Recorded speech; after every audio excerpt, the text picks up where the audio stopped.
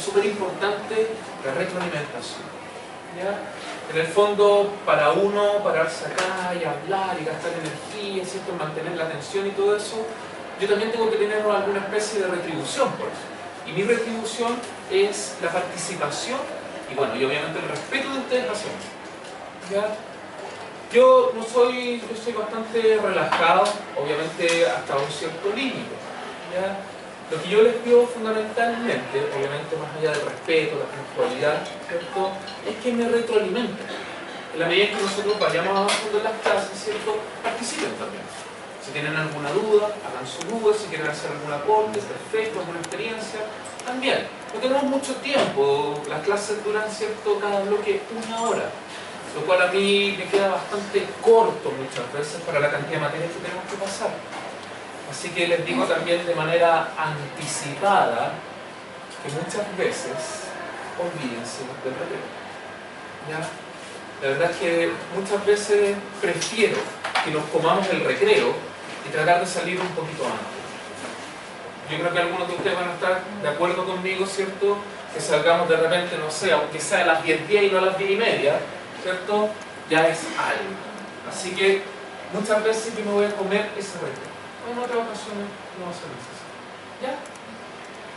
Entonces, bueno, espero que no hayan venido al laboratorio hoy día, que hayan estado avisados, que estuvieron esperando. Bueno, lo lamento, ¿cierto? Los laboratorios comienzan la próxima semana. ¿Ya? La próxima semana vamos a comenzar con el laboratorio. Obviamente este curso se va a dividir en 2. Es imposible que estemos todos dentro del mismo laboratorio. Por lo tanto, estos 2 grupos de laboratorio van a estar funcionando de manera paralela. Un grupo va a estar conmigo y otro grupo va a estar con otra profesora, ya que esa profesora solamente hace el laboratorio. Y después de que terminamos el laboratorio, obviamente nos venimos para acá y hacemos la cátedra.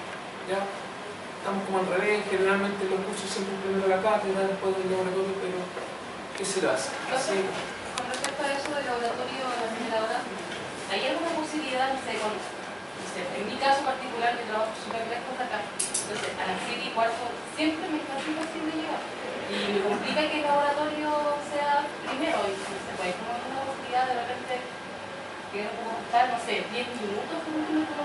Yo creo que por la disponibilidad de los laboratorios es muy complicado cambiarlo. No me refiero a cambiar, sino que en la conversación con ustedes, los profesores, de que nos dejen, no sé, pues llegar 10 minutos más tarde. Si es que va a pasar, cuando de repente no pueden nada. Mira, en mi caso, ¿cierto? Expuesto así de manera tan anticipada, yo creo que no tendría problema. La cuestión es que ir. ¿Ya? Esa es la idea. Yo creo que la otra profesora, si te llegara a tocar en el grupo de ella, también le expliques lo mismo y que muchas veces te vas a descomplicar, entonces ella ya está, ¿cierto?, avisada de antemano, cosas que cuando ocurra tienen que pasar. ¿Ya? Entonces, la división del curso va a ser por número, por apellido, ¿de qué forma? Para esta por la aplicación. Sí, creo que ya está hecha la división, ¿cierto? Así que, bueno, ahí ustedes tienen que revisar, ¿cierto?, su carga horaria y ahí va a salir cuál es el curso que corresponde para ustedes, la sigla del curso y todo eso. ¿Ya? Bien, ¿qué más? Entonces yo tengo una pregunta, ¿en el laboratorio Todo lo que sea con respecto al laboratorio, prefiero que lo hagamos en el laboratorio mismo, pero obviamente van a haber controles, ¿cierto?, informes, seminarios y un examen final que es para todos. ¿Ya? Hay hartas evaluaciones. ¿Ya? Respecto a la cantidad de cátedras, ¿cuántas serían en el semestre? Cátedras serían 3 cátedras. ¿Ya? Vamos a tener 3 cátedras. No sé si coincidan, yo tengo acá una programación, pero diurna, ¿ya? Pero tenemos que calcular más o menos, ¿cierto?, un mes de separación entre cada cátedra. La primera cátedra lo más probable es que venga, ¿cierto?, a finales de abril, ¿cierto? La segunda cátedra, estoy simplemente especulando, todavía no sé realmente cuáles son las fechas tentativas. Pero la segunda cátedra es muy probable que esté por ahí a finales de mayo, inicio de junio, ¿cierto? Y la tercera esté en julio, porque nosotros terminamos, ustedes terminan por allá por agosto, Así que cuando tenga esas fechas tentativas, se las voy a mostrar, ¿cierto? Pero ustedes saben que siempre las fechas que proponen las coordinadoras es prácticamente 1 o 2 semanas antes de la cátedra de asistencia. ¿Ya? Bien. Tenemos 3 cátedras con un 15% cada una de ellas. Un laboratorio que vale un 30%, que es parte de la nota final del laboratorio. En el laboratorio, si bien hay muchas actividades, es bastante fácil sacarse buena nota en esas actividades. Por lo tanto, es fácil también tener un buen promedio en el laboratorio. Y eso, como ustedes pueden ver, les puede ayudar bastante para la nota final. ¿Ya? Y un examen final que vale un 25%. ¿Ya? Con respecto a las exhibiciones de la asignatura, por reglamento hay exhibición sin rojo con nota 5-5. ¿Ya? 5-5. Ahora, yo les dije, ¿cierto?, que yo necesito retroalimentación, respeto, parte de y todo eso. Y a mí también me gusta mucho funcionar, ¿cierto? Que si ustedes me responden a mí, yo les respondo a ustedes. ¿Ya? Por lo tanto, y esto igual es un poco, lo hago yo a mi manera. No sé si me arrancaré con los tarros, no sé si una coordinadora se entere, me llegará ahí su récord, no lo sé. ¿Ya? Pero me gusta hacerlo de esa manera. Generalmente, si ustedes me responden y andamos súper bien, ¿cierto?, yo podría bajar a un 5, sin rojo, lo cual sería bastante más conveniente para ustedes.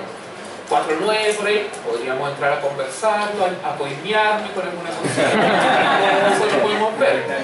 Un vinito, algún vinito, alguna sola, cierto chillado, alguna longaniza, bueno, ahí vemos. Si es de frutillas me traerán unos cookies, ahí vemos cómo lo podemos hacer. ¿Ya? Pero todo es conversar. Pero lo podríamos dejar en un 5-5, ¿ya? Y lo otro que también podríamos hacer en el momento que hagamos las cátedras, ¿cierto? Si ustedes se portan bien, podría yo también bajar lo que son los descuentos. Porque ustedes saben que cada cátedra, ¿cierto?, como son de selección múltiple, hay un descuento por cada respuesta mala. Entonces podríamos bajar ese descuento o simplemente hacerlo. ¿Ya? Pero eso es en la medida en que ustedes también me respondan. ¿Ya? ¿Les parece? Ahora, esto queda en nosotros. De aquí no sale. Pero usted dijo que era 5-5 sin rojo. ¿El rojo también incluye los laboratorios? No, en el laboratorio, ¿cierto?, simplemente consideramos la nota final. ¿Ya? Porque en el laboratorio es probable que en alguna de las actividades tenga. ¿Ya? Por lo tanto, digamos, es la nota final y acá en cátedra. Si tienes un rojo en cátedra, ¿ya?, vas a tener que ir a dar el examen. Aunque después de ese rojo te hayas sacado un 7 en las otras dos y te quedaste con un promedio 5, 8, 6, lo siento, igual vas a tener que ir a examen. Profe, ¿y si uno tiene rojo en laboratorio? No. El promedio final, bueno, también tendrías que ir a examen. Ah, ya, pero no es como si uno reprueba el laboratorio, reprueba la cátedra como final. Ahora no. Antes sí. Antes, ¿cierto?, el laboratorio era reprobatorio, pero ahora no. Se considera como una evaluación. ¿Ya? Pero es difícil tener laboratorio. Bien. Bueno, lo otro, yo las clases las voy a ir subiendo hasta aula virtual, creo que se llama. Ahí las voy a ir subiendo en formato PDF para que ustedes también las tengan y puedan ir estudiando de manera anticipada.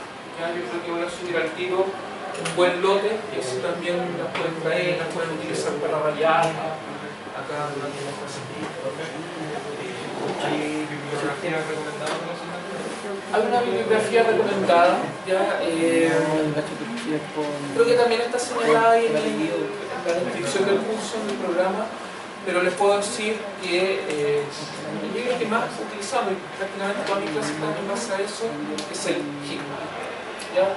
Principios integrales de zoología de Hickman. Es un libro bastante didáctico y que viene toda la materia así como principios integrales de solfeo. Hickman.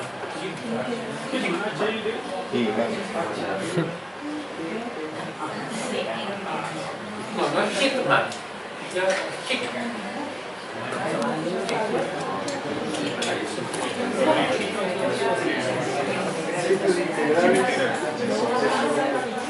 Hay otro también que el Storer, también zoología general de Storer, es muy bueno.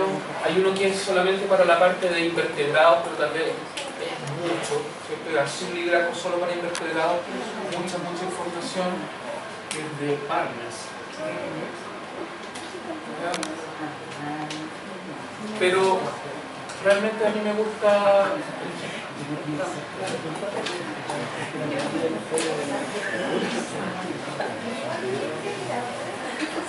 bien.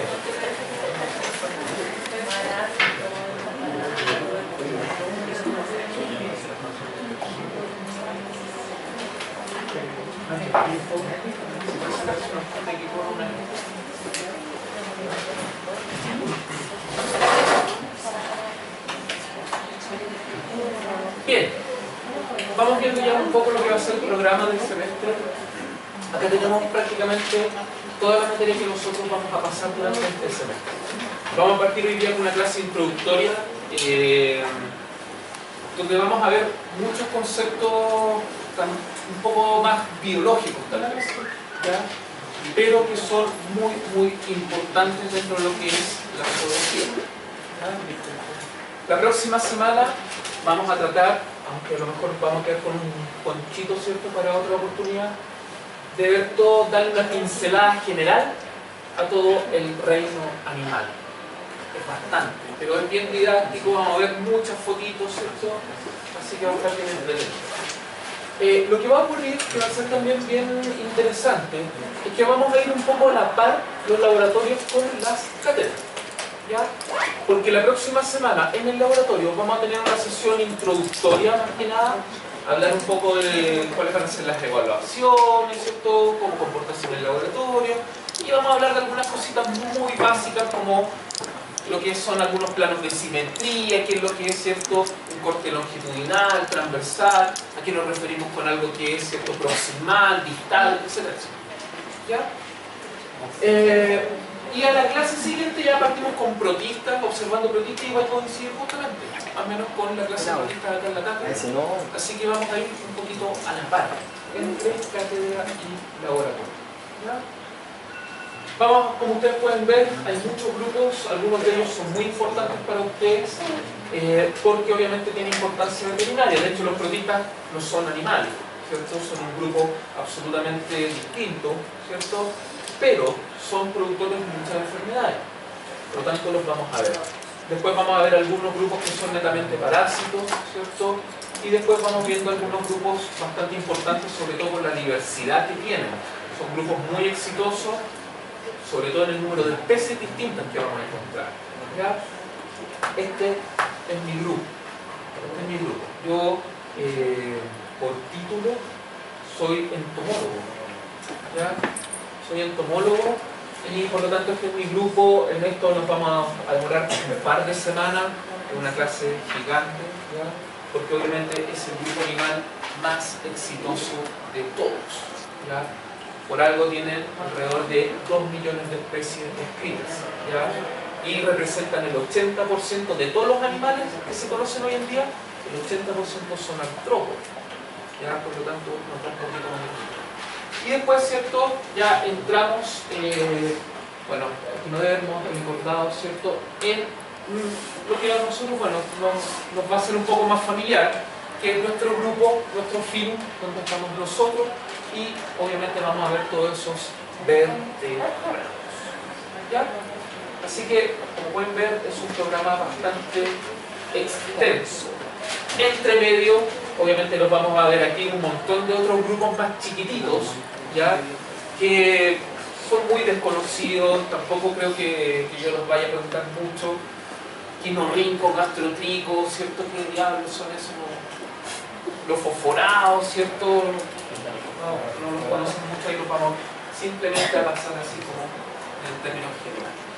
Bien, bien, comencemos entonces.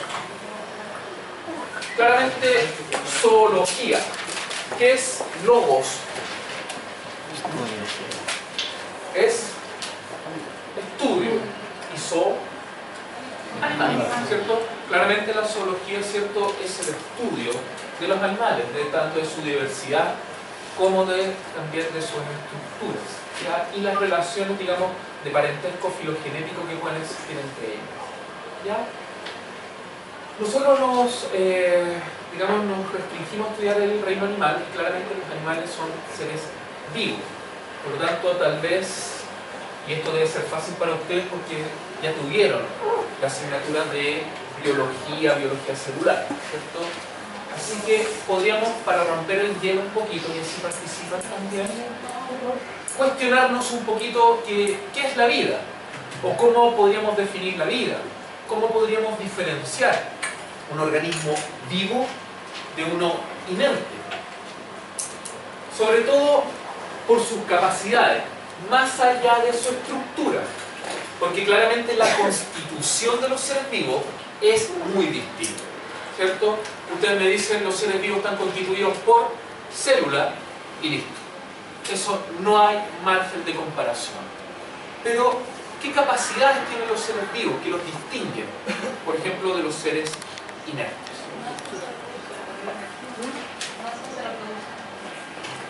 Nacen, se reproducen, mueren. O sea, más que nada, nacen, se desarrollan, mueren, ¿ya? En ese sentido, todos los seres vivos, ¿cierto?, van cambiando en sus ciclos de vida. Hasta una bacteria. Pensemos en una bacteria. Una bacteria se reproduce sexualmente, pero supongamos que esta bacteria tenía este tamaño originalmente. Y al momento de reproducirse, se divide en dos y esas células hijas son más pequeñas. Y después van a ir creciendo. Por lo tanto, hasta una bacteria tiene claramente un ciclo de desarrollo donde va cambiando. ¿Cierto? Perfecto. Pero pensemos también, no sé, en los glaciares, ¿cierto? Allá en las Torres del Paine, o acá en el Cajón del Maipo, ¿cierto? O simplemente el paisaje, en algunos ambientes naturales, donde supuestamente el paisaje no debería variar, y a lo largo del tiempo va acumulándose mayor cantidad de sedimentos, ¿cierto? Cambia la estructura de los árboles, los glaciares retroceden, y también van cambiando algo que supuestamente es inédito. Otra cosa. Interacciones químicas entre los organismos. Pero eso es constitución, ¿ya? Y claramente en la constitución son muy distintos, muy distintos. Los seres inertes están compuestos por elementos, ciertos átomos, pero no tienen moléculas orgánicas, no tienen proteínas, no tienen lípidos, no tienen carbohidratos, no tienen ácidos nucleicos, ¿ya? Otra cosa, mejor más capacidades, cosas que hacen.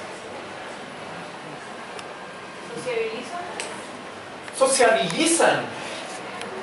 O sea, hasta una ameba se junta con sus amigas amebas, las sociabilizan. No necesariamente como amistad, pero tienen una relación. Una interacción. Eso querían decir. Sí. Una interacción. Claramente, ¿cierto? Los seres vivos interactúan, ya sea con otros seres vivos o con el medio, ¿cierto? Esa capacidad de responder a estímulos externos se denomina irritabilidad. Es cierto, los seres vivos tienen eso. Pero supongamos que yo tomo un encendedor en mis manos, es un ser absolutamente inerte, pero le aplico un estímulo externo de presión y me entrega una respuesta, me entrega una llamita. Por allá, usted. Otra cosa, ¿qué otra capacidad tienen los seres vivos que los seres inertes no tienen? ¿Que los seres inertes no tienen?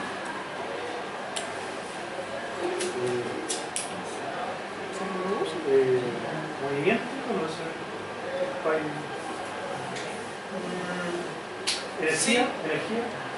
Ya, por ahí me gusta más, ¿cierto? Movimiento no necesariamente, porque hay muchos organismos, ¿cierto?, que pasan toda su vida estáticos pegados a una roca, por ejemplo. ¿Ya? Energía. La energía entendámosla, ¿cierto?, en el sentido de metabolismo, ¿cierto?, de consumir oxígeno, de consumir alimentos para poder mantener la maquinaria funcionando, ¿cierto? Claramente los seres vivos tienen metabolismo. ¿Pero alguna vez han visto el fuego o se han dado cuenta que el fuego respira, necesita oxígeno, ¿cierto? Y en la medida en que se va comiendo la casa va creciendo, como que metabolizara también en el fondo. Otra cosa. ¿Usted?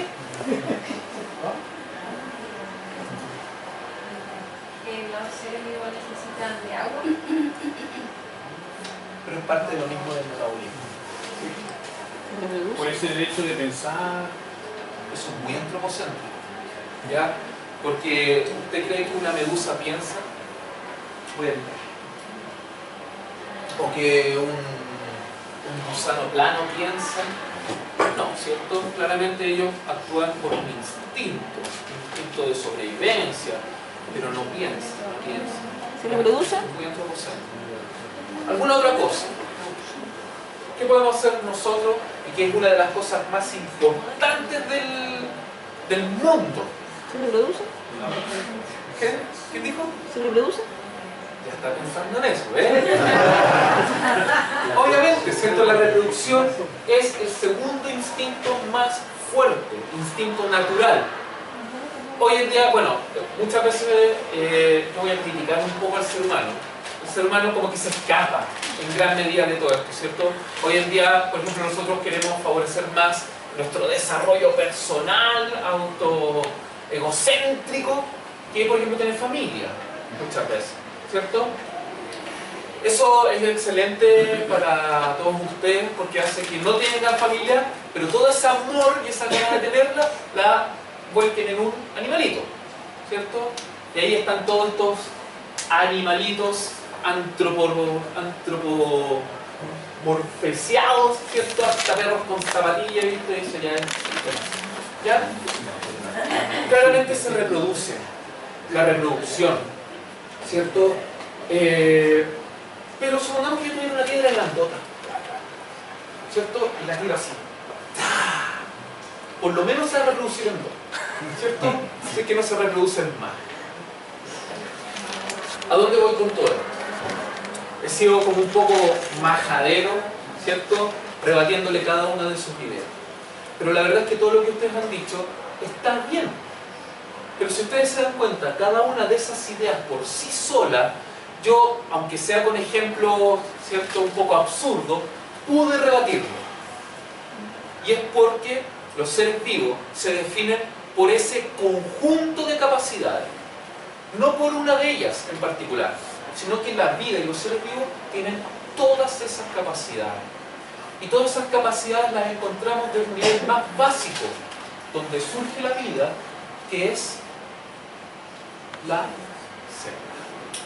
¿Qué es la célula? La célula ya tiene todo lo que tiene un ser vivo complejo. ¿Bien? Bien, vamos viendo entonces algunas cositas. Tal como habíamos conversado, ¿cierto? Por eso en este aspecto yo les decía que no me dijeran, porque obviamente me pillaban al tiro. Porque tienen una exclusividad química, los seres vivos están constituidos, ¿cierto?, por moléculas orgánicas, y que son moléculas altamente complejas. La forma en que se unen estos elementos químicos a través de enlaces para formar este tipo de estructuras es sumamente complejo y no lo vamos a encontrar, ¿cierto?, en una piedra. Podemos encontrar algunos como cristales de sílice que tienen una estructura, digamos, un poco más compleja, pero jamás van a equiparar a la estructura molecular que tiene una proteína. ¿Ya? Tienen una complejidad, una organización compleja, y cada vez los seres vivos existe como una propiedad de la vida que cada vez se va haciendo más compleja. Y en la medida en que se va haciendo más compleja en su estructura, también se va haciendo más eficientes en sus funciones. ¿Ya? Y es así como nosotros podemos tener distintos niveles de estructuración. Lo más básico, y encontramos seres vivos que están constituidos por una célula, como los protistas, ¿cierto? Ya es un ser vivo completo y está hecho de una sola célula. Después tenemos, ¿cierto?, que estas células pueden, digamos, diferenciarse y formar un tejido. Y vamos a ver que hay animales que están hechos de tejido nomás. No hay un órgano, no hay una estructura propiamente tal, sino que hay un tejido que cumple una función. ¿Ya? Después tenemos órganos, aparecen los órganos. Después aparecen los sistemas de órganos. ¿Ya? Y esos sistemas de órganos claramente después constituyen a un organismo, ¿no? Mucho más complejo. La complejidad que viene a continuación ya tiene que ver con las interacciones que tienen los seres vivos entre sí. Y eso se lo dejamos a la ecología, ¿cierto? Pero veamos a ver cómo están esos conocimientos, porque ustedes tienen ecología. Sí. ¿Ya tienen ya? Sí. Ah, entonces saben, ¿cierto? Yo no sé por qué hay tanta gente que odia la ecología, siendo que es algo muy bonito. No, si no es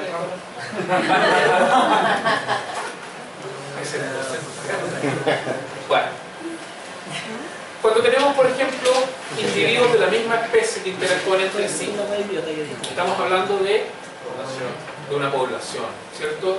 Después tenemos que varias poblaciones, las zanahorias, con los conejos, con los zorros, con las águilas, interactúan entre sí. Y eso forma una comunidad, ¿cierto? Ahora, en estas interacciones siempre está como el factor vivo nada más, biótico. Pero claramente estas interacciones están definidas, ¿cierto? E influidas por el entorno, por el clima, ¿cierto? Por la latitud, etc. Cuando agregamos todo, biótico a biótico, hablamos de un ecosistema, ¿cierto? Y dentro de los ecosistemas, y para que también tengamos un poquito más de respeto, dentro de los ecosistemas los más importantes son las plantas. Siempre, siempre. Primero las plantas, después los animales. ¿Ya? Y es porque las plantas son las que incorporan la energía al sistema, ¿cierto? Y también son los que incorporan los elementos químicos básicos de la Tierra, los forman en moléculas orgánicas. Es como que la planta, ¿cierto? Como, imagínense como que fuera una casa, su estructura como una casa. Entonces la planta puede tomar simplemente tierra, piedras, ¿cierto? Y cemento y fabrica ladrillo. Y construye su casa, su estructura. Y nosotros, ¿cierto? Todos los animales, para poder, digamos, construir nuestra casa, tenemos que comer el ladrillo ya hecho. Y ese ladrillo lo hizo la planta. ¿Ya? Así que primero las plantas y después los animales. Por lo tanto, los ecosistemas realmente se definen por el tipo de planta que tienen. Y dependiendo de las condiciones ambientales, las plantas van a ser parecidas en distintas partes del planeta. Y eso se va a definir como biomas. Ejemplos de bioma: desierto, estepa, tundra, selva húmeda, bosque esclerófilo, pradera, etc. ¿Ya? Son distintos tipos de biomas. Y todos los biomas del planeta forman toda esta capita viva, ¿cierto? Tan hermosa que ojalá tomáramos más conciencia como humanidad, que es la biosfera. ¿Ya? Vamos viendo más cositas. La reproducción. Dijimos, ¿cierto?, que todos los seres vivos, el segundo instinto más poderoso es la reproducción. El primero, ¿cuál será?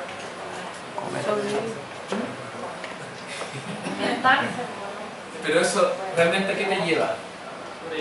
Sobrevivir. ¿Ya? El primer instinto es el de sobrevivencia. De hecho, uno en ciertas situaciones de peligro es cuando uno actúa de una manera instintiva y no sabéis qué diablo hiciste, pero zafaste. ¿Ya? Corriste a 100 km por hora para escaparte de un perro, no sé qué diablo, saltaste, no salís como diablo, pero la hiciste. ¿Ya? Es el primer instinto más poderoso. El segundo es la reproducción. El mundo se mueve por la reproducción. Todos los animales gastan grandes cantidades de energía para poder reproducirse. Imagínense, ¿cierto?, los salmones. sea, de repente llegan a dar pena a los pobres salmones. Cuando comienzan su travesía desde el mar, ¿cierto? Río arriba, están pero impecables, toda la carita, ¿cierto? Lisita, grande. Y en la medida en que van subiendo, se golpean contra las rocas, se tiran, algunos quedan varados, se los comen los pájaros, los osos, y algunos pocos llegan al lugar, ¿cierto?, donde ellos mismos nacieron para aparearse y desovar. ¿Ya? O sea, todo eso por la reproducción. Las aves migratorias, cada año vuelan miles de kilómetros. Para llegar, ¿cierto?, a un lugar, llegan todos los machos a hacer sus nidos, ¿ya? Y que lleguen después las hembras y andan mirando así, respectivamente, para encima. Así que gastan grandes cantidades de energía. Estos otros, por ejemplo, estos tipo carneros montañeses que hay, que uno se sube una roca 3 metros arriba y se tira de cabeza contra el otro. Hay que tener mucha ganas de variarse para estar así. Bueno, ahí después vamos a conversar de eso, pero obviamente cuando hay un harén de por medio, ahí nos vamos a dar cuenta que las estrategias de lucha entre los machos son las más dramáticas, agresivas, ¿ya? Porque hay un harén. Un harén yo igual me agarro, ¿cierto? Por una sola hembra, no vale la pena, pero por un harén, ¿cierto? Estaría bueno. En fin. Ahora, dentro de la reproducción, tenemos reproducción asexual y sexual. Cada una tiene sus ventajas y desventajas. La reproducción asexual tiene como principales ventajas: 1, es rápida. De 1, 2, de 2, 4, 8, 16 y así consecutivamente. ¿Ya? Y lo otro es que no necesito una pareja para poder reproducirme. ¿Ya? Pero su principal desventaja es que todos los descendientes, a menos que haya algún tipo de mutación, son todos genéticamente iguales. Entonces, si las condiciones ambientales son óptimas y estoy bien, todos mis clones estamos bien. Pero si las condiciones ambientales cambian y me afectan, los va a afectar a todos. ¿Ya? Y esa es su principal desventaja. En cambio, la reproducción sexual, ¿cierto? Esa es su principal ventaja. La variabilidad genética.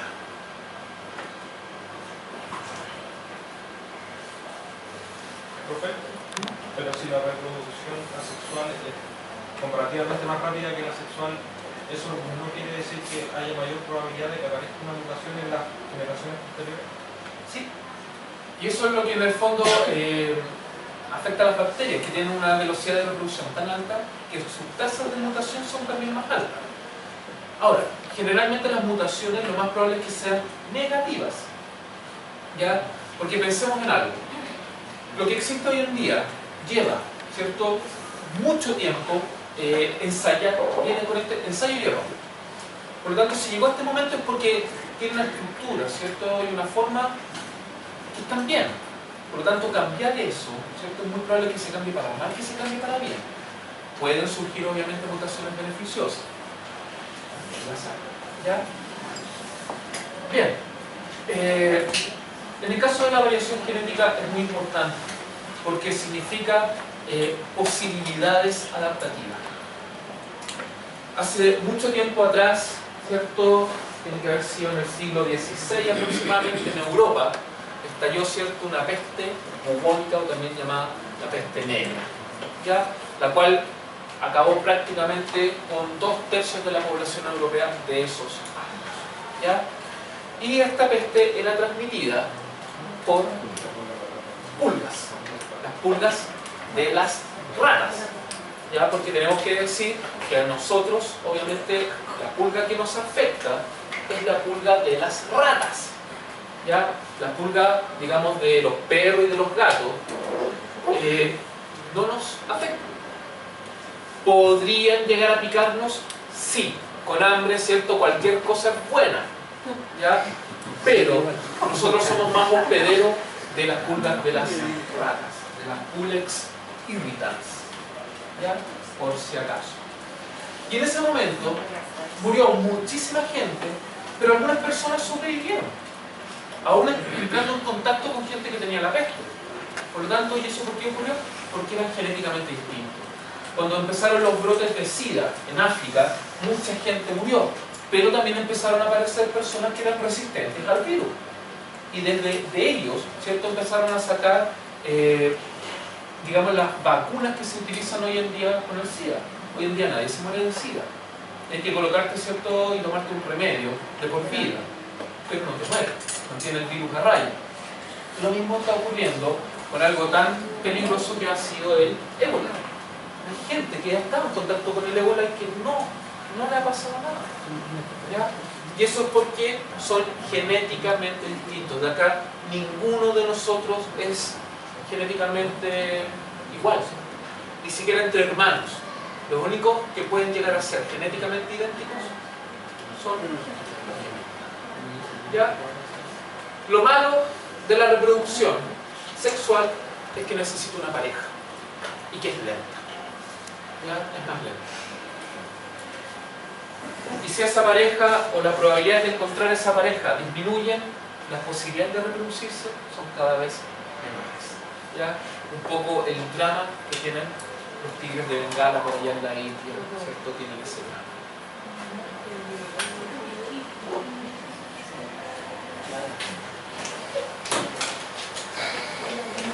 Todos tienen ADN, material genético, ¿cierto?, que al mismo tiempo constituye la programación, por así decirlo, del organismo. ¿Realmente el ADN para qué es? ¿Qué fabricó con el ADN? ¿Cadena de información? ¿Información genética? ¿Qué cosa? Proteínas. Proteínas, ¿ya? El ADN es para fabricar proteínas, ¿ya? Y son las proteínas las que finalmente construyen el resto de la célula y del organismo, ¿ya? Son muy importantes las proteínas. Bueno, y acá tenemos, ¿cierto?, este par de vivarachos que están aquí. Miren la cara de vivo que tienen, ¿cierto? Miren este sobre todo, ¿ya? Que son los que en el fondo demostraron que el código genético y las características de los individuos estaban codificados por el ADN. Y son los señores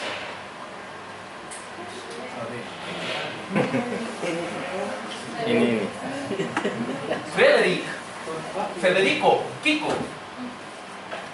No, los apellidos, ¿para qué se acuerdan? Watson y Crick, ¿ya? James Watson y Francis, ¿ya? James Watson y Francis, ganadores del premio Nobel por esta gracia que ellos hicieron. Metabolismo. Dijimos que todos los seres vivos metabolizan. Crick. CK. CRICK. Bien. Todo el metabolismo de todos los seres vivos finalmente se traduce en dos cosas: destruir para crear. ¿Ya? Todo funciona así. Yo tomo una molécula, ¿cierto?, y la hidrolizo, la rompo sus enlaces, y al romper esos enlaces se libera energía, y esa energía liberada yo la utilizo para fabricar nuevos enlaces. ¿Ya? Todo es destrucción para construir. ¿Ya?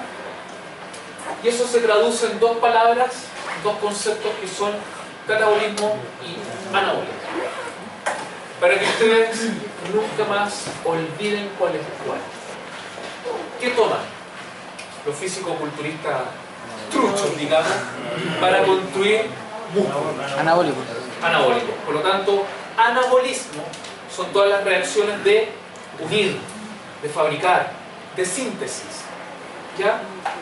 Y catabolismo son las de destrucción, de separación, de degradación, de hidrólisis, ¿ya?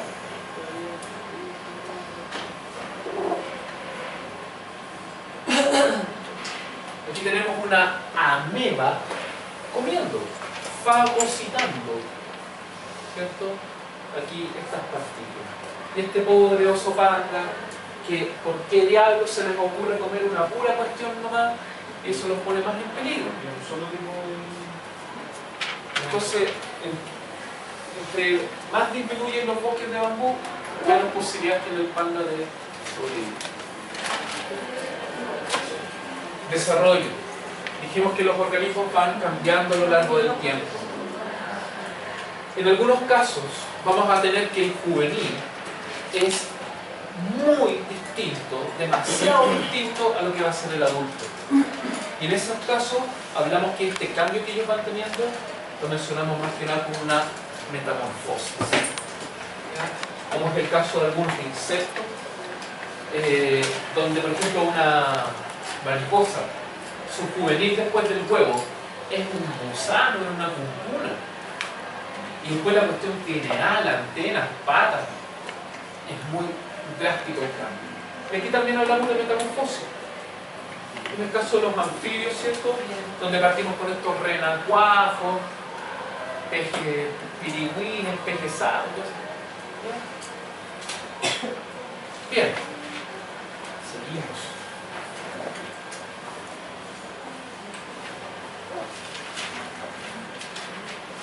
La capacidad de responder a estímulos, la irritabilidad. ¿Ya? Frente a un determinado estímulo, nosotros podemos reaccionar de manera positiva, yendo a favor del estímulo, ¿cierto? O de manera negativa, escapando del estímulo. ¿Ya? Generalmente las reacciones instintivas de los animales frente a un estímulo se denominan tactismos. ¿Ya? Entonces tú puedes tener tactismos positivos o negativos. Por ejemplo, las chinitas. ¿Han visto que las chinitas yo coloco mi mano así y empieza a caminar para acá? Va por acá, le doy vuelta al dedo y se devuelve y va para el otro lado de la población, ¿cierto? Bueno, ellas tienen lo que se llama un geotactismo negativo. Van en contra de la gravedad. ¿Ya? Siempre buscan las partes más altas. Yo creo que es para volar, ¿cierto? Y porque también lo que ellas comen, que son pulgones, están en las flores, en las partes, en los ápices de las plantas. ¿Ya?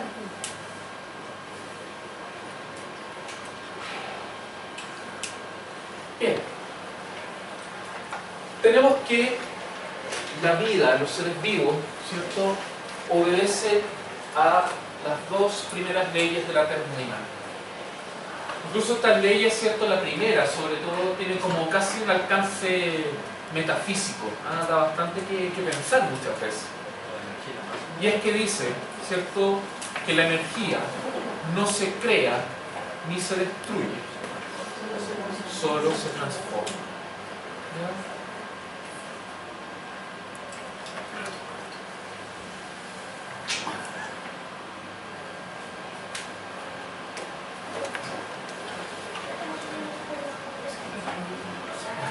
Pues ya estábamos pasando, pues.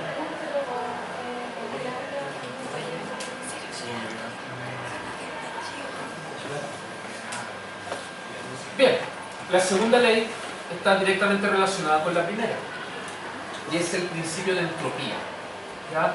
O la tendencia natural al desorden, ¿ya? En el fondo quiere decir que la energía generalmente nosotros la encontramos contenida en estructuras muy organizadas. Piensen en una manzana, por ejemplo. Una manzana contiene mucha energía, ¿ya? Y todo eso está dentro de sus enlaces. Pero nosotros, para poder ir liberando esa energía, tenemos que ir destruyendo su estructura. Vamos de algo que está muy ordenado hacia algo que está muy desordenado. Vamos separando todos sus elementos constituyentes y en la medida en que la vamos desarmando, vamos liberando energía. Y la última forma en que encontramos esta energía es en forma de calor. ¿Ya? Generalmente la última nivel energético es el calor que se disipa en cada una de estas reacciones. ¿Ya? Más importante la primera, de todas maneras.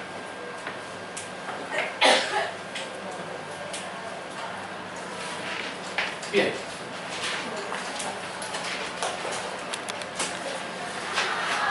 estamos como cercanos a un recreo. ¿Qué hacemos? ¿Nos damos 10 minutitos o seguimos? ¿Ah? ¿Entonces igual está recreo? ¿Todo el laboratorio? Ya, sigamos entonces. Sigamos. Bien. Ya empezamos a entrar un poco en tierra derecha y empezamos con todo lo que es taxonomía. Claramente nosotros vamos a ver todo el reino animal. Por lo tanto, ese reino, ¿cierto?, está clasificado, todos sus integrantes están clasificados, ya están ordenados dentro de este reino. ¿Ya? La ciencia que se encarga justamente, de alguna manera, de describir y clasificar distintas cosas, se llama taxonomía. ¿Ya? Nosotros podemos utilizar distintos criterios para poder clasificar. Lo que utilizamos generalmente son similitudes. Y vamos juntando, ¿cierto?, grupos de individuos que se parezcan, que tengan ciertas similitudes entre sí. Y vamos, ¿cierto?, de unos pocos, ¿cierto?, desde unas pocas características en común hasta prácticamente todas las características en común. Y cuando dos organismos tienen prácticamente todas las características en común, estamos hablando que pertenecen a la misma especie. ¿Ya? Las categorías más amplias que existen, obviamente tienen muy pocas características en común. ¿Ya? Y son las categorías de reino, por ejemplo.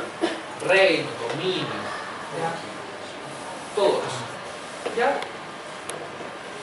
Vamos viendo entonces. Esto es importante para nosotros porque en el laboratorio vamos a trabajar mucho con clasificaciones taxonómicas. Y el día de mañana, si a ustedes también les toca trabajar haciendo algún tipo de informe, ¿cierto?, o trabajan, por ejemplo, en una especie de zoológico o algo así, o dentro también de alguna investigación, ¿cierto?, ecológica, cuando hablen de los individuos que están estudiando, van a tener que clasificarlos taxonómicamente. ¿Ya? Porque ese es el lenguaje, digamos, estándar dentro del mundo científico para poder entenderlos. ¿Ya? Vamos bien.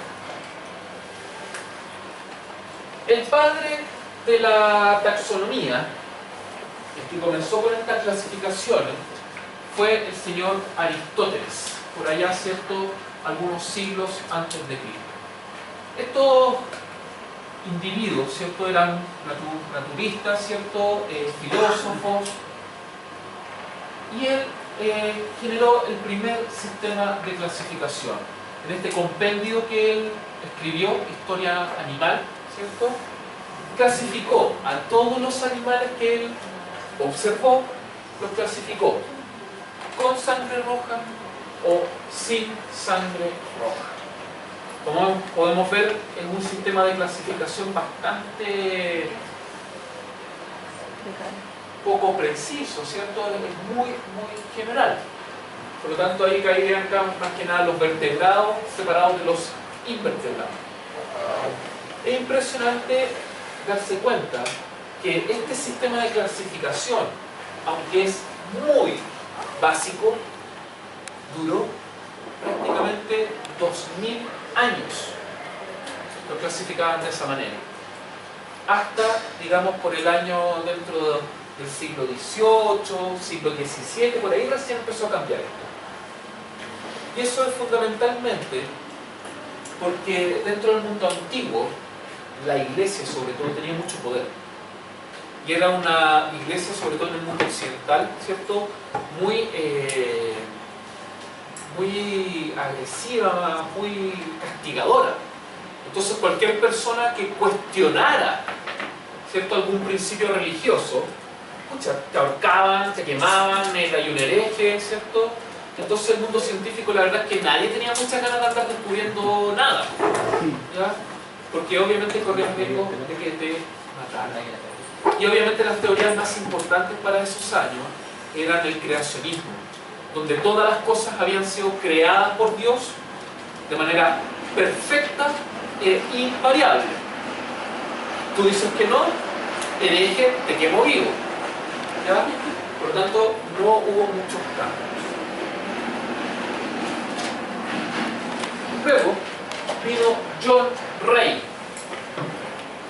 A finales del siglo XVII, John Ray empieza a utilizar nuevos criterios para poder clasificar a los animales y empieza a utilizar estructuras anatómicas. Empieza en el fondo a hacer una clasificación un poco más precisa de los animales. Y lo otro, que es muy importante que aporta John Ray, es el concepto de especie, el concepto biológico de especie. ¿Ya? Y el concepto biológico de especie dice que dos individuos se definen como parte de la misma especie cuando tienen la capacidad de aparearse y generar descendencia fértil. ¿Ya?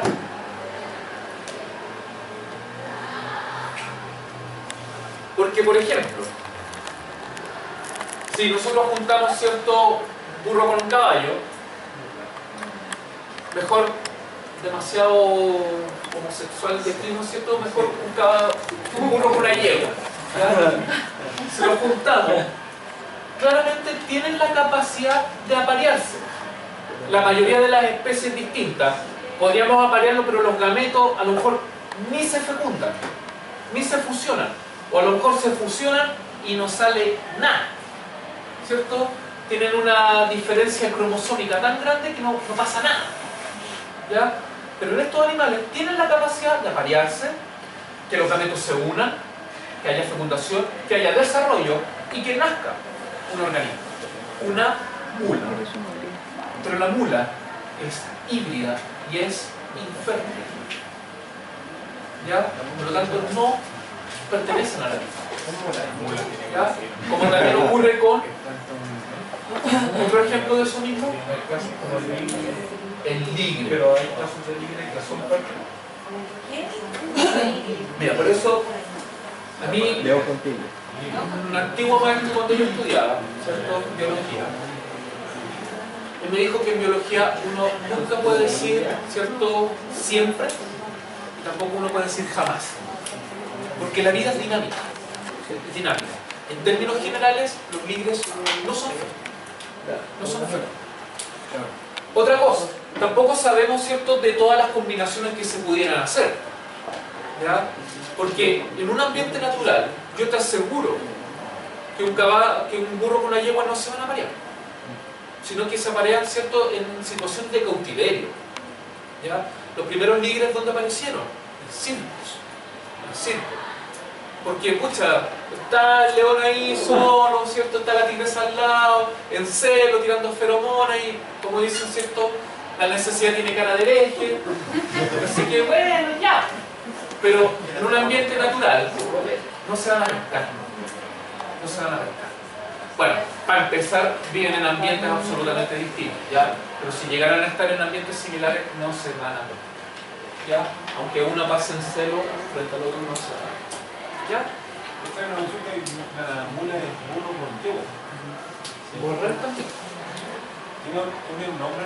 Sí, están las mulas y los mulos. ¿Ya? Mula y mulo. ¿Ya? El potro con la yegua. No, mula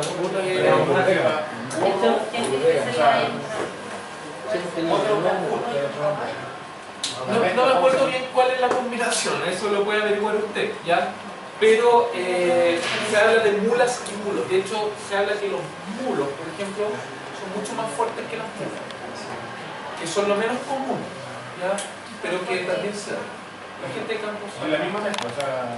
pero al revés. Al revés. Sí.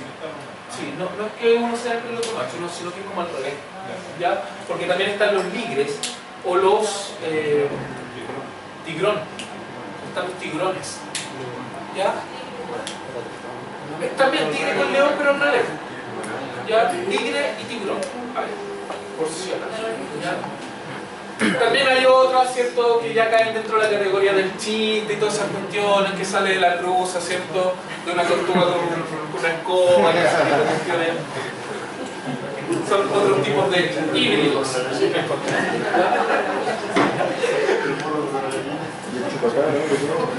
Un burro con una gallina, era un burro con una tortuga en realidad, era un burro con una tortuga, ¿cierto?, que es lo que sale. Y del burro con la tortuga que sale. Un burro con un conejo. Alguien lo están llamando aquí. ¿Sí que sale, no? Los ojos del conejo. ¿Cómo es? John Rice. De la vida.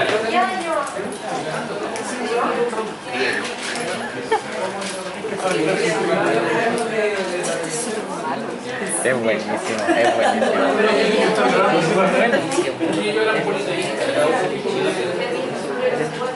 Bien. Otro individuo muy importante, ya muy destacado, es el señor Carlos Linneo. Carlos Linneo es muy importante porque es él quien inventa ciertos sistemas de nomenclatura de las taxonomías. En el fondo, él es el que inventa el asunto de los nombres científicos. ¿Ya? ¿Cómo nombrar finalmente Dolor de cabeza. Él. es él? ¿Ya? Don Carlos Linneo. Carlos Linneo inventó un sistema de nomenclatura binominal. Eso quiere decir que cada especie se define con dos palabras. ¿Ya? Y obviamente hay una serie de reglas en la escritura de estos nombres científicos. ¿Ya? Bueno, todo esto él lo propuso obviamente en este libro, Sistema Natural. Yo nunca les voy a preguntar en qué año Carlos Linneo, ¿cierto?, propuso este sistema binominal. Pero obviamente sí tienen que saber qué es lo que hizo Carlos Linneo. Ya es lo. Así que hay algunos datitos que están ahí. Recuerden que yo esta clase igual la puedo subir. Bien. Veamos. Dentro de este sistema binominal vamos a tener que el primer nombre es el nombre genérico. ¿Ya? Este nombre genérico es siempre un sustantivo. ¿Ya? Y para escribirlo, siempre lo vamos a escribir con la primera letra en mayúscula. Siempre. Siempre, siempre, siempre. ¿Ya? El segundo nombre es el nombre específico. Y ese nombre específico generalmente es un adjetivo. O sea, puede ser, por ejemplo, un color, una textura, ¿cierto? Puede ser también, por ejemplo, en base a una localidad, ¿cierto? Todo eso, chilensis, ¿ya? O también pueden ser en base a algún investigador, como la ramita de Darwin, Enoderma darwini, ¿ya? Y siempre se va a escribir con minúscula, siempre, ¿ya? Por lo tanto, género, ¿cierto?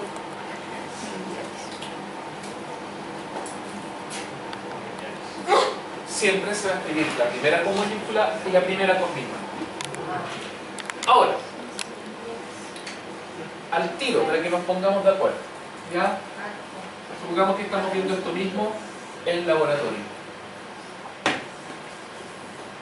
Me entregan un informe, me lo entrega de esta manera y yo al tiro le pongo aquí. Y el tiro, ¿y qué pasó, profesor, aquí? ¿Ah? ¿Qué sí? Aquí está con minúscula, pues si mira, si es chiquitita. Si es chiquitita la F. Ya. Eso. Eternamente en mayúscula. ¿Ya? Eso es minúscula. Eso es minúscula. Para que nos pongamos al tiro de acuerdo y después nos eleguen en el laboratorio. ¿Ya? ¿Ah? Yo escribo de rojo. No, pero da lo mismo. Si lo que me importa es la primera. ¿Ya? Utiliza por acá. ¿Sí? ¿Verdad que yo lo escribo así? ¿Así? Sí. ¿Ven? Ahí está. Aquí está el angelito que canta.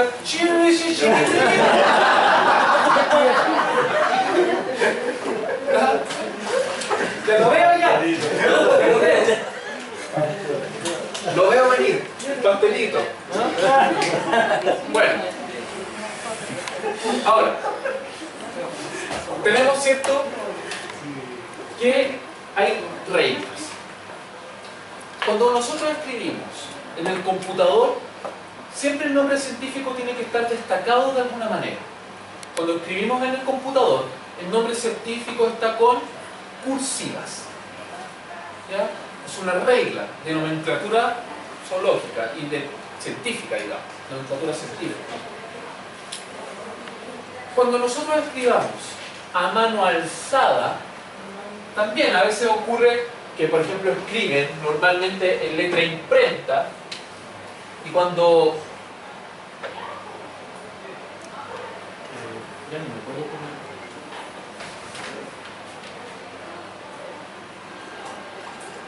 y lo escriben así, ya en el informe.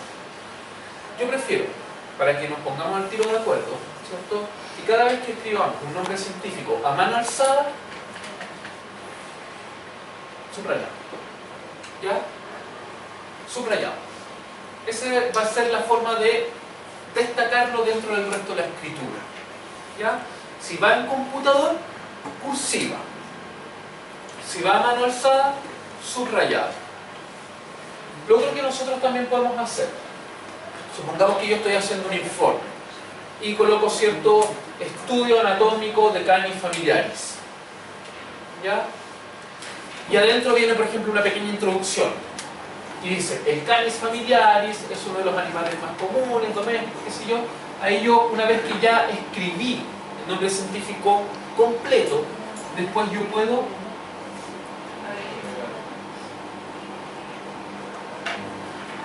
puedo abreviar.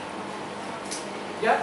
Pero para esto, tiene que haber estado escrito al menos una vez el nombre completo. ¿Ya?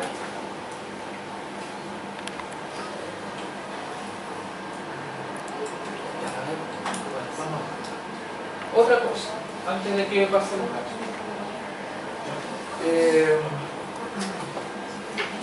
El nombre de la especie. ¿Ya? La especie nunca va sola. Yo, por ejemplo, si yo les preguntara ¿cuál es el nombre de la especie del perro? No es familiaris, es Canis familiaris. ¿Ya? Yo sí le puedo preguntar ¿cuál es el género del perro? Y es Canis. Ese sí va solo, ¿ya? Pero la especie nunca va sola. ¿Ya? Bien.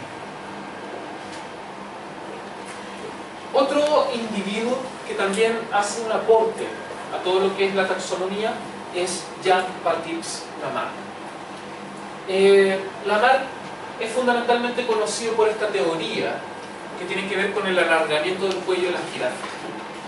¿Ya? Pero él aporta fundamentalmente, dice que los animales que existen hoy en día, ¿cierto?, han cambiado y que los organismos, ¿cierto?, han cambiado en el tiempo, y eso lo dice porque se basa en el registro de fósiles. Como que para nosotros, pero es lógico, pero recordemos que en ese tiempo poner en duda, ¿cierto?, los principios religiosos era peligroso. Decir que los organismos han cambiado en el tiempo era como, oye, ten cuidado, ¿ya? Siempre han existido tal cual. Y lo otro que también aporta Lamarck, ¿cierto?, es que obviamente hay una transmisión de características, de caracteres, desde los padres hacia, ¿cierto?, los descendientes. ¿Ya? Y es obviamente esta teoría, la herencia de los caracteres adquiridos. En el fondo, sin querer queriendo, incorpora una teoría que tiene un poco más que ver con genética. Ellos obviamente no cachaban nada. Hasta ese momento, ¿qué creían que eran los fósiles? No, en el fondo él empieza a negarlo. Cuando aparecían fósiles, ellos pensaban muchas veces que eran animales, como el resto de animales que no los habían visto simplemente, están escondidos. ¿Ya? Pero después se empieza, la medida en que empieza a aumentar el conocimiento, se dan cuenta que ese animal no apareció nunca, que está extinto. ¿Ya?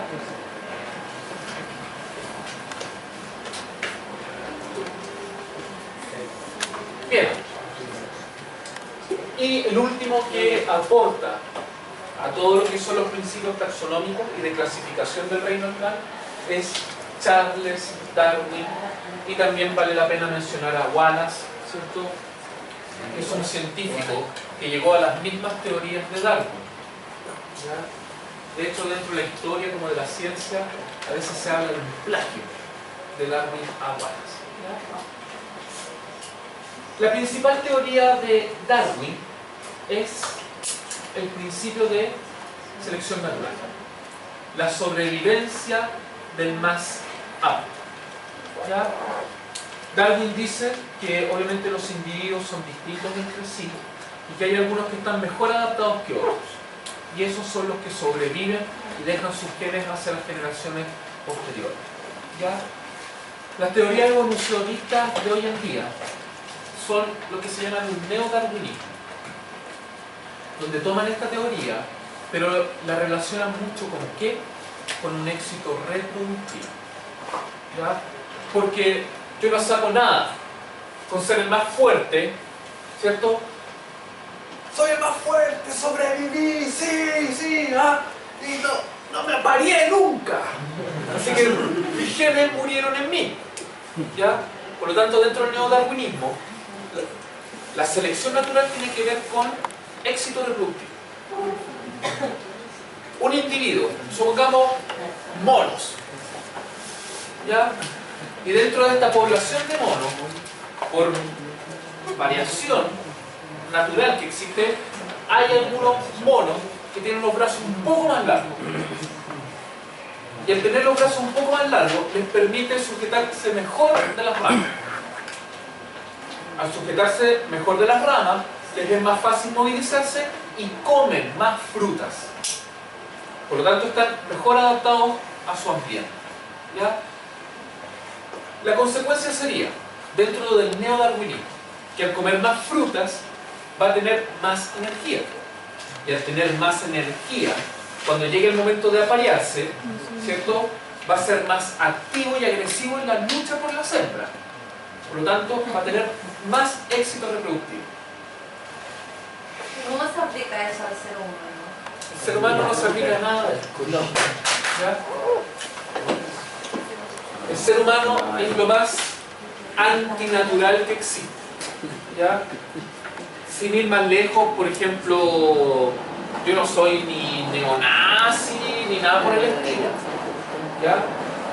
Pero claramente nosotros como especie no nos estamos haciendo más fuertes. Porque de alguna manera dejamos que, se va a salir feo lo que diga, pero que dejamos que genes y fenotipos defectuosos se apaguen y tengan descendientes. Siendo que en un ambiente natural, esos individuos, las probabilidades de aparearse serían escasas o nulas.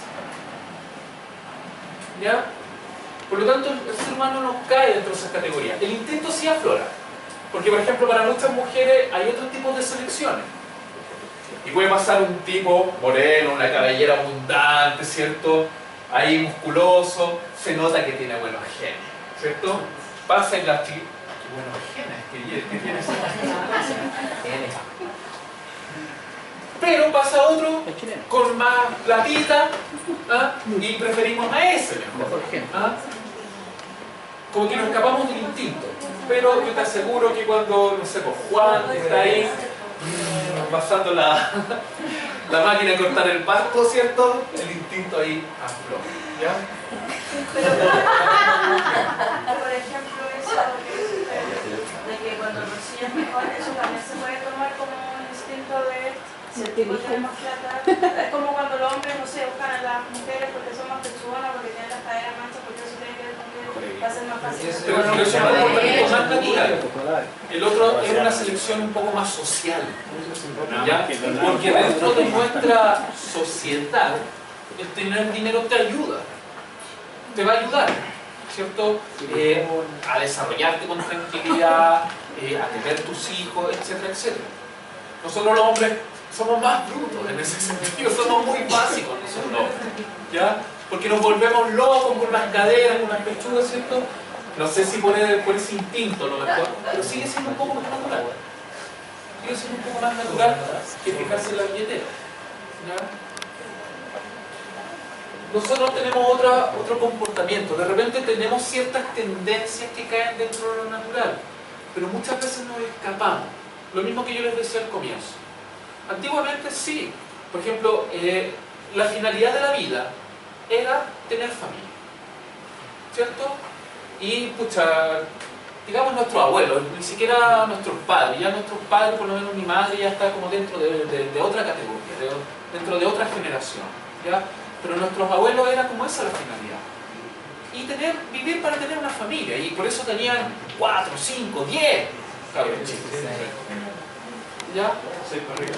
Pero hoy en día es otra la prioridad. Es otra la prioridad. Y hay muchas personas, ¿cierto?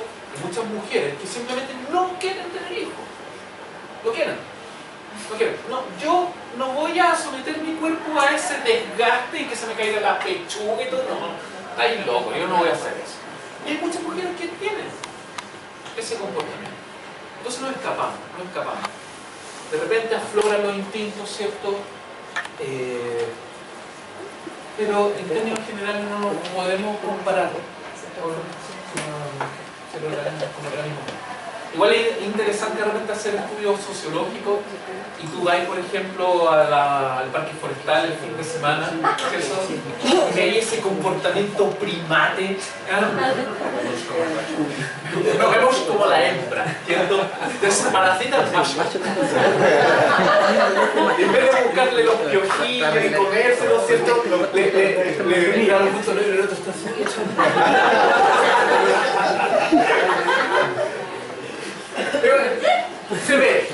Se ve ese tipo de cosas, ¿cierto? Los olores también, de repente como que somos súper antinaturales, de tapar nuestros olores, ¿cierto?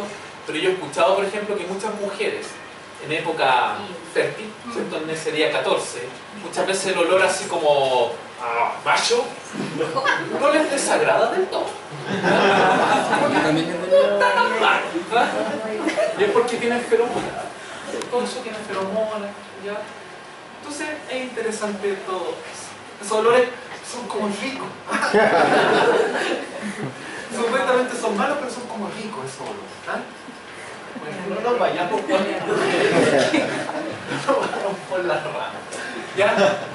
Bueno, entre Darwin y Linneo hay una gran diferencia, ¿cierto? Porque Linneo es súper religioso y él no acepta este cambio que van sufriendo los seres vivos. En cambio, Darwin sí. Dice que los seres vivos, ¿cierto?, constantemente están cambiando. ¿Ya?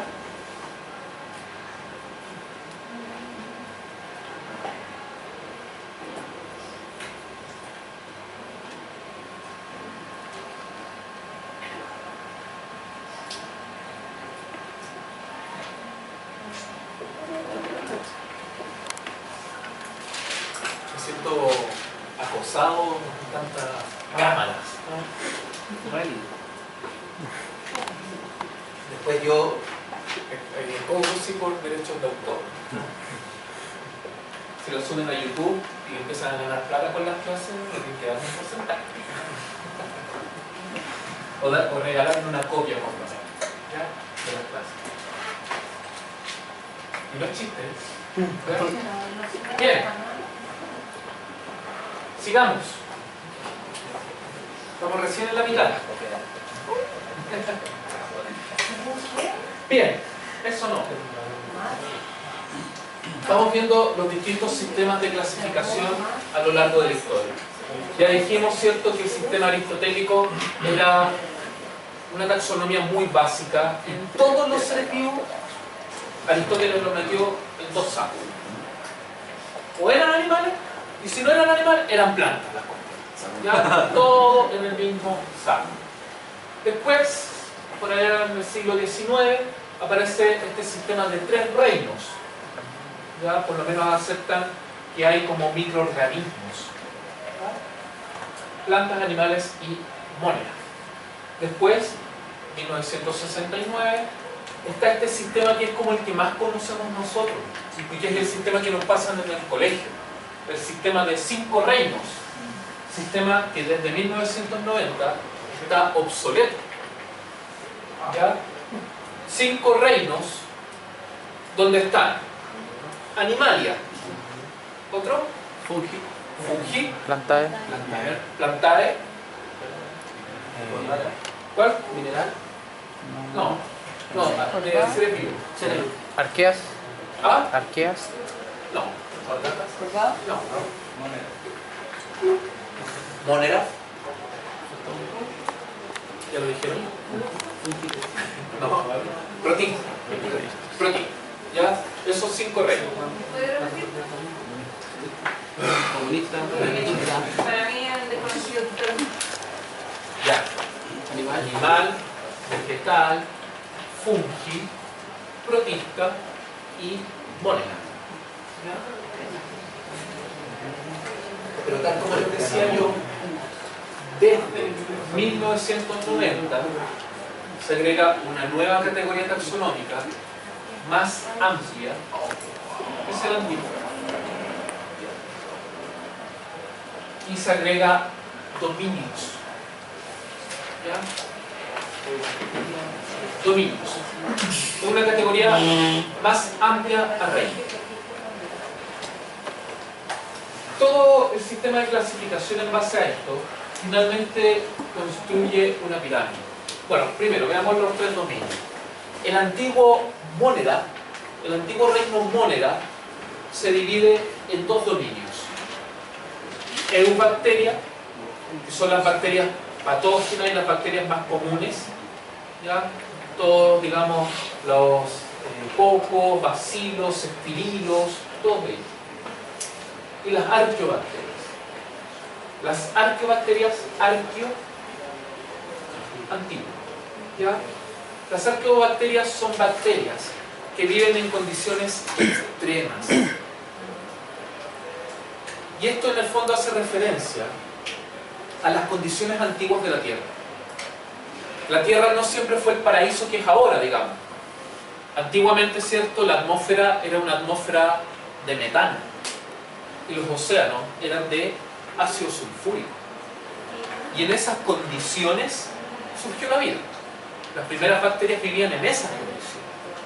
Por lo tanto, estas son bacterias que viven en condiciones muy extremas. Por ejemplo, voy a un geyser, ¿cierto?, que es agua que está prácticamente a 100 grados. Ahí no debería haber nada, todo debería estar cocinado. Y hay bacterias que viven ahí.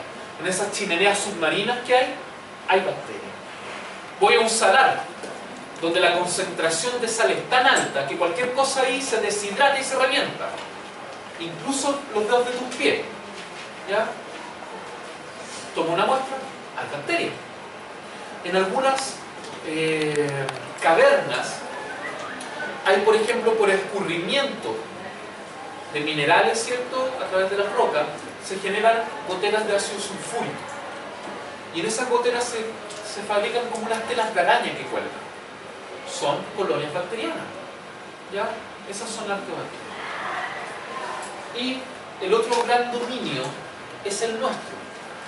Eucaria. O sea, todos los organismos que son eucariontes. Y me imagino que recuerdan qué es lo que significa ser eucarión. Con núcleo. Tener núcleo definido. ¿Ya? Y ahí están estos 4 reinos, que son los mismos de antes menos 1. De esta manera, nosotros vamos a ir generando categorías taxonómicas y vamos a ir clasificando a los organismos en la medida en que van teniendo más similitud. ¿Ya? La categoría más amplia, y es que tenemos una característica eucarionte, es dominio. Y eso involucra a todos esos reinos. ¿Ya? Después vienen reinos. Y ahí hay diferencias. Por ejemplo, las plantas, ¿cierto? Tienen cloroplastos y tienen pared celular. ¿Ya? Los hongos tienen pared celular y no tienen cloroplastos. Los protistas, ¿cierto? Es una cuestión media rara porque tienen características animales y vegetales. Estos no tienen ni cloroplastos ni pared celular. Esas características los definen como reinos. Y dentro de esos reinos entran un montón de individuos. ¿Ya?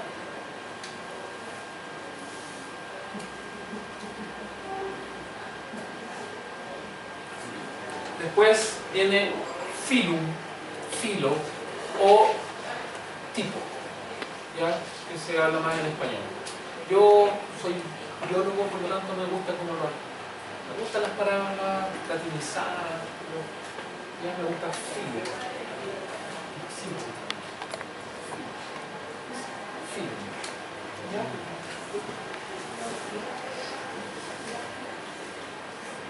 Un filum, un ejemplo de filum dentro de los animales, podría ser, por ejemplo, moluscos. ¿Ya? Y dentro de los moluscos, dentro de los moluscos hay de todo. Cordados, ¿ya? Artrópoda, todos los artrópodos están metidos ahí, ¿ya? Platelmintos, todos esos son tipos de filum, que dentro de ellos hay muchos más. Después está clase.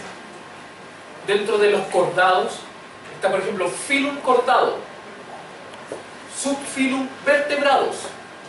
Y dentro de los vertebrados está la clase, ¿cierto?, mamalia, clase aves, anfibia, reptilia.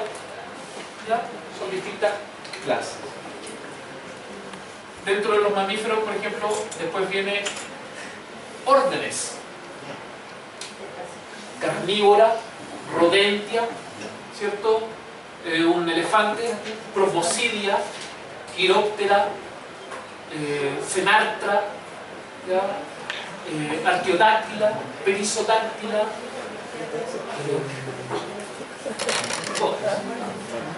y muchas más. Después viene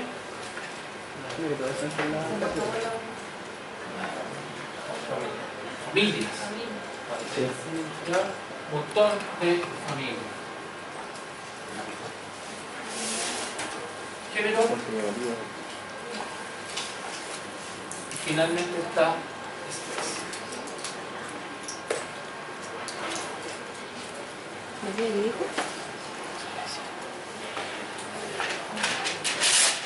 Hay un poco de palabras para acordarse de esta categoría. Yo siempre la enseño, no sé si a lo mejor la han escuchado por ahí. ¿Alguien? ¿El rey? ¿El rey? ¿Tipo con clase?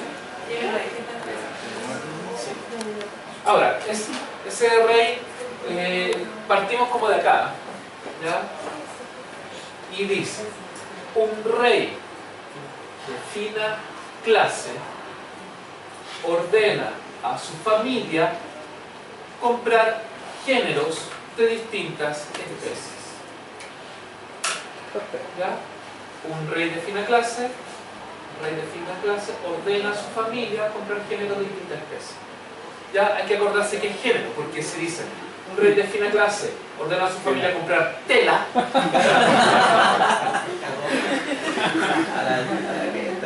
Se me va a la chuña, digamos, ¿cierto? El sistema.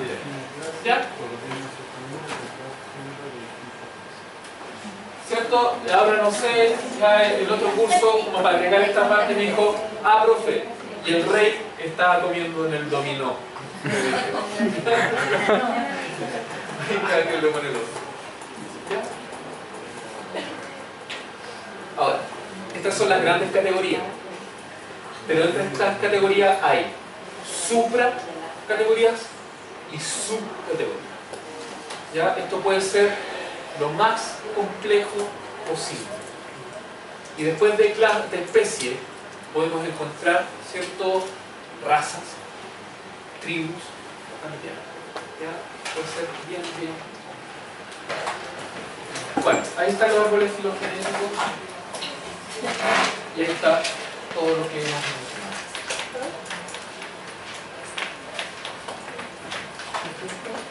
Ahí está la clasificación del ser humano y en esa clasificación hay un error.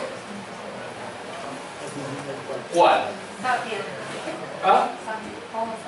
Debería decir H. sapiens. ¿Cierto? Ese es el error.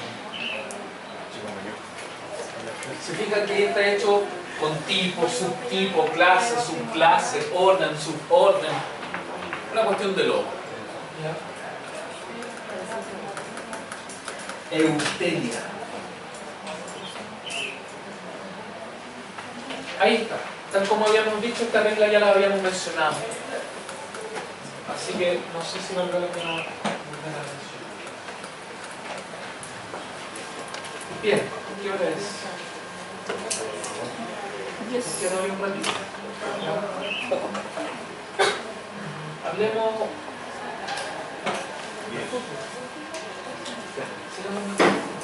¿Se fijan que es harta materia, chiquillos? Y la alfa, ¿cierto? Bien. Sigamos. Algunos conceptos importantes, ya con los cuales vamos a trabajar, que muchas veces pueden servir como criterio ya para la clasificación de los animales. Primero, homología, analogía. Me imagino que ya más o menos manejan estos conceptos, ¿cierto? Y tenemos que dos estructuras homólogas son estructuras que poseen el mismo origen embrionario, pero que pueden tener distintas funciones. ¿Ya? Antes de que anoten como locos, ¿cierto? Vamos viendo, por ejemplo, a través de una imagen. Una homología es esta. Tenemos, ¿cierto? Acá la estructura, digamos, de un brazo humano con su húmero, su radio y su ulna, ¿cierto? Sus carpos, metacarpos y falanges. Podemos ver que la estructura en un sapito es la misma, ¿cierto? Lo mismo en un murciélago, en una morsa, en un caballo. Claramente la estructura ósea es la misma, tiene el mismo origen, pero la función es distinta.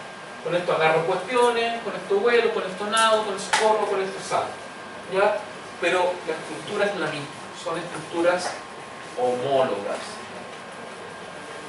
Mientras que estructuras análogas, una cosa importante, las homologías, podemos ver que el patrón estructural es el mismo, pero se va modificando.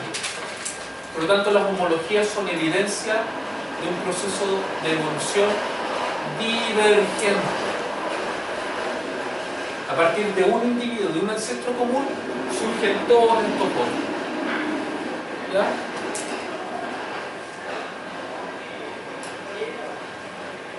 La analogía es todo lo contrario. Son estructuras que tienen distinta función, distinto origen, pero que la función es la misma. ¿Ya? En el fondo nosotros tenemos que los organismos que enfrentan problemas parecidos llegan finalmente a las mismas soluciones.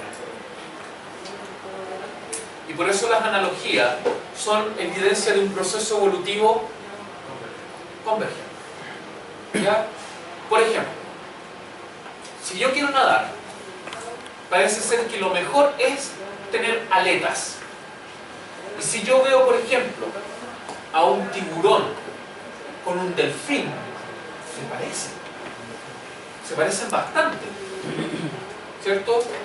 Salvo algunas diferencias externas que al tiro yo me doy cuenta que algo está raro, como las hendiduras branquiales del tiburón, o el opérculo respiratorio que tiene el delfín, o la aleta caudal, que en el caso de los peces, al tiro me evidencia que es distinto porque es vertical.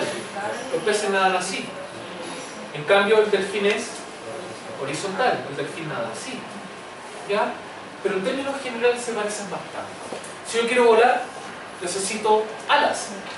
Pero el ala de un pájaro es muy distinta del ala de un insecto. Si yo quiero ver, necesito algo como un ojo, ¿cierto? Pero el ojo de un pulpo es muy distinto del ojo de un pez. Se parecen un poco en su estructura, pero la forma en que se generan esas estructuras es muy distinta. Tienen un origen embrionario muy distinto.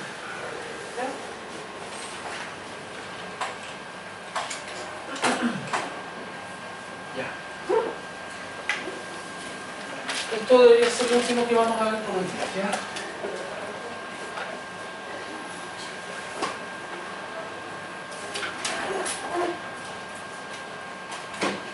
Estos sí son criterios de clasificación propiamente tal.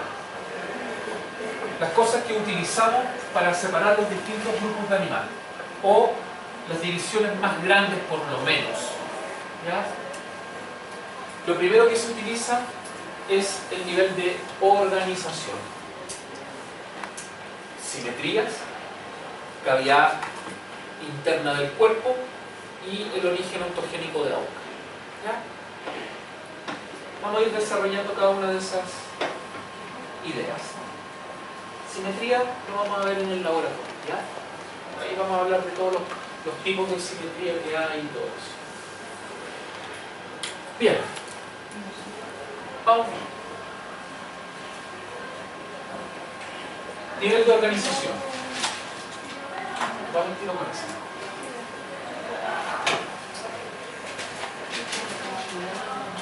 Hay animales que su constitución parece más una colonia celular que un organismo pluricelular.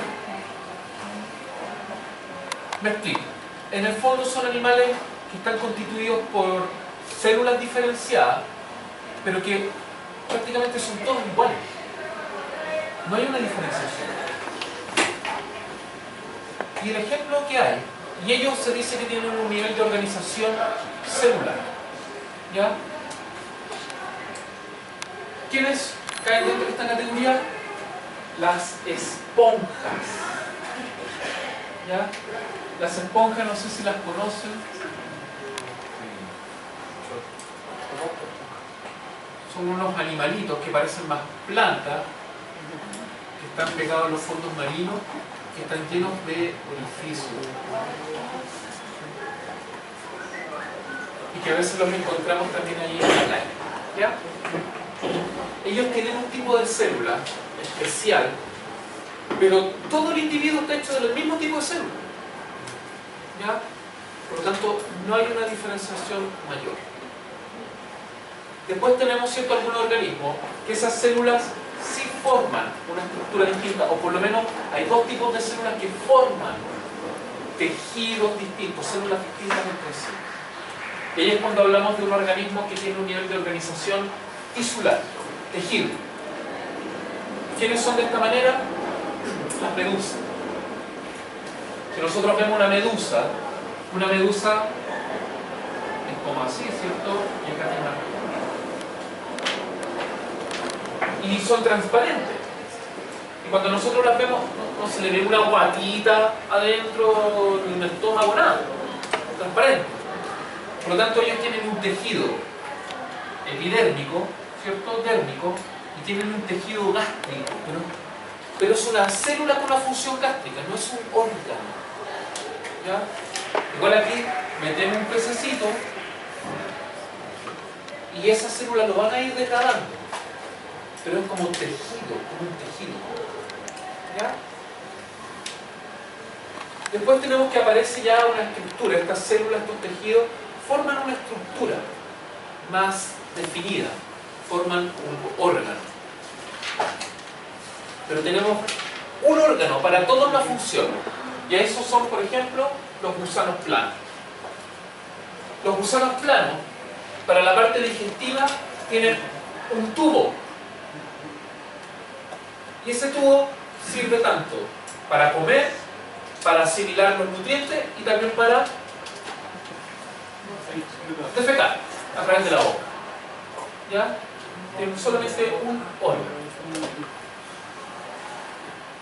Un grupo muy cercano a él ya aparece, por ejemplo, otra estructura que ayuda en la parte digestiva. Aparece un ano y hace que la función digestiva sea más eficiente, porque comer y defecar por el mismo lugar no es lo mejor, ¿ya? Entonces comemos y defecamos por otro lado, y esos son los negativos. Y en ese caso, ya teniendo dos estructuras para la misma función, ya hablamos de sistemas de órganos, ¿ya? Y obviamente después de ello, todo el resto son con un nivel de organización sistémico. ¿Ya?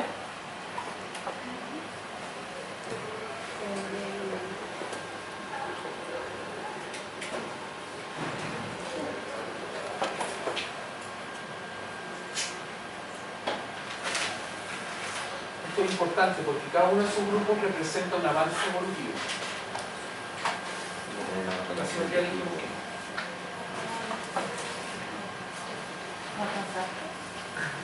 Celoma. Esto aquí se pone un poquito complicado, ¿ya? Nosotros vamos a tener que los organismos generalmente forman una cavidad secundaria, un espacio interno, ¿ya? La cavidad primaria generalmente es la luz del tubo digestivo, ¿ya? Pero se genera una cavidad interna. Hay algunos organismos más primitivos en que esa cavidad no la generan, no generan una cavidad secundaria. Todo esto tiene que ver con la formación de las capas embrionarias: ectoderma, mesoderma y endoderma. ¿Ya? Hay algunos casos de organismos más primitivos que el mesoderma, ¿cierto?, no forma una cavidad secundaria. Y forma, ¿cierto?, no hay una cavidad y simplemente es un organismo que entre los órganos internos y la capa externa tiene un tejido macizo, tiene un parénquima, que se llama. No tiene cavidad, no tiene celoma, sin celoma, acelomado. ¿Ya? Son organismos acelomados. ¿Y quiénes son esos? Los platelmintos y los nemertinos. No tienen cavidad. No tienen cavidad secundaria. ¿Ya? No tienen celoma. Esto tiene consecuencias. Porque imagínense, por ejemplo, veamos este tiene cavidad. Acá está las tripas, digamos, y esto es pura agua. Hay una cavidad. Entonces, cuando este animal come y los nutrientes pasan de aquí hacia acá, el agua sirve para transportar los nutrientes y los distribuye por todo el cuerpo. Perfecto. Pero acá, cuando los nutrientes son absorbidos, quedan ahí en este tejido macizo. Por lo tanto, este tipo de animales, ¿cómo lo soluciona? Por ejemplo, todo el sistema digestivo está ramificado para poder llegar a todo el cuerpo. Porque si no, si fuera un puro tubo, los nutrientes quedarían ahí y no se moverían. ¿Ya? La condición intermedia, también relacionada con organismos más primitivos, nemertinos,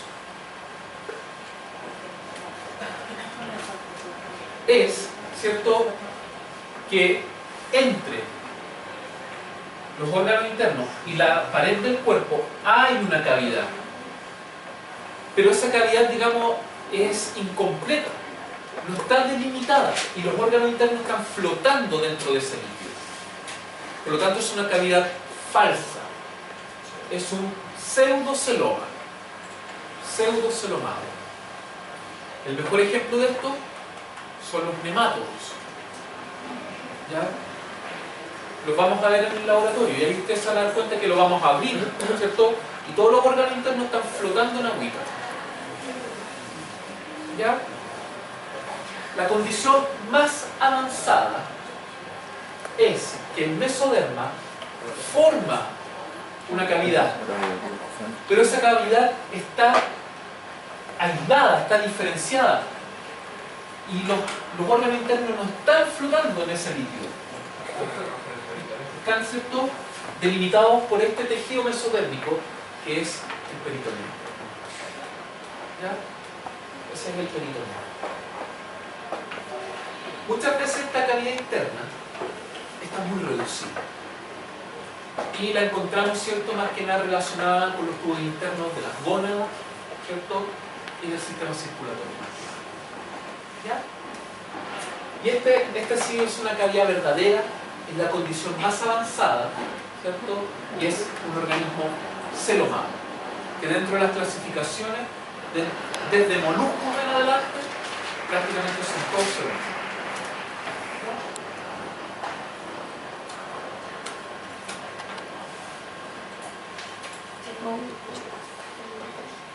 Ahora, dentro de estos organismos más avanzados, ¿cómo se forma esta verdadera cavidad, este celoma?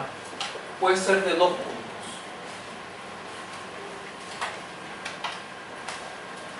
Puede ser esquizocélica o enterocélica. ¿Qué quiere decir? Cuando el organismo se va formando, para poder formar la capa interna, el endoderma, aquí amarillo, hay un momento en que ocurre una invaginación. ¿Ya? En algunos organismos hay una masa celular acá interna que es lo que va a formar el mesoderma. Y ese mesoderma, esta masa celular de acá, ¿cierto?, prolifera y va formando esta cavidad interna. Y después forma la figura que vimos antes. ¿Ya? Esto es esquizocélico.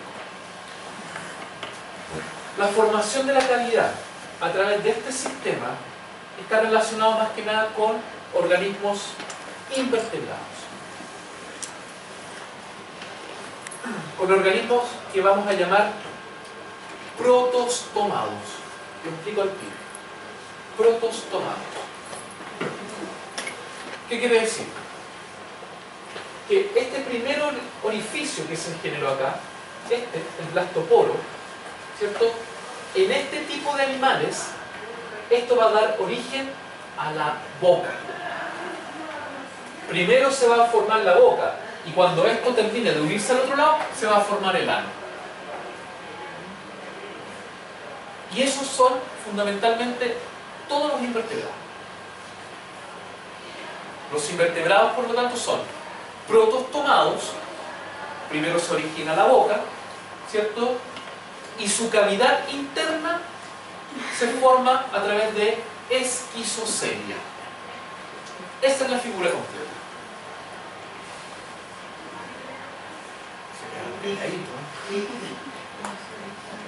¿Ya?